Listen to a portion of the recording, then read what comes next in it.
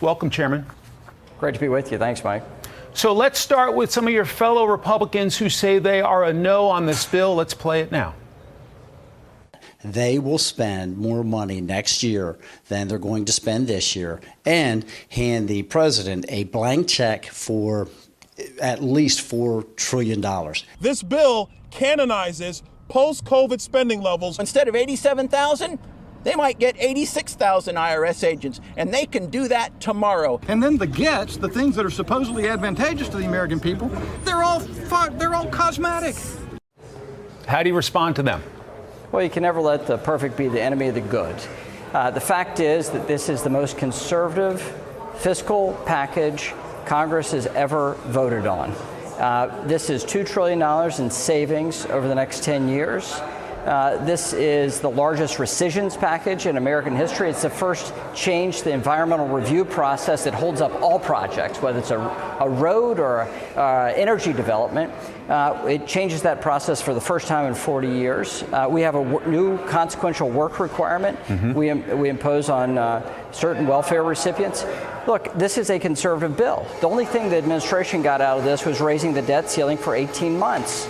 And so, look, it is not the bill a Republican House, Republican Senate, Republican President would enact, but it moves the ball in our direction for the next 18 months. We have to win the next election in order to enact real conservative reforms that deal with our entitlement programs that are going to bankrupt us if we don't touch those. But those were not a part of the debate here and the negotiations that we had with the White House. And the White House was stubborn, quite stubborn. They wanted to spend more money. They wanted new taxes, and they wanted to set a lot of policies in the private sector we said no to. So we had our work cut out for us, only having the House and not the Senate, and operating with a negotiation with a liberal in the White House. Our current tally is 27 GOP no's, one of them Nancy Mace of South Carolina. She tweeted, quote, "This deal normalizes record high spending started during the pandemic. It sets these historically high spending levels as the baseline for all future spending. The bill then grows government even more each year at about 1%. Are you surprised by her pushback and from your fellow Republicans? Well, yes, I'm surprised because we actually cut spending next year.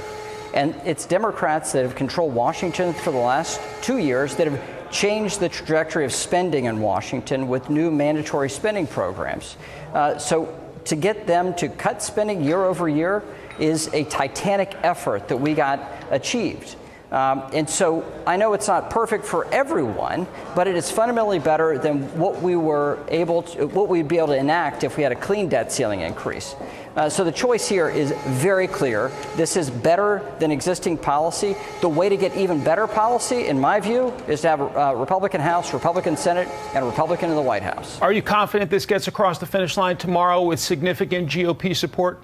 Yes, because once they read the bill, which they'll have 72 hours to do, which is a significant change from what we've had under the Pelosi regime here in Washington.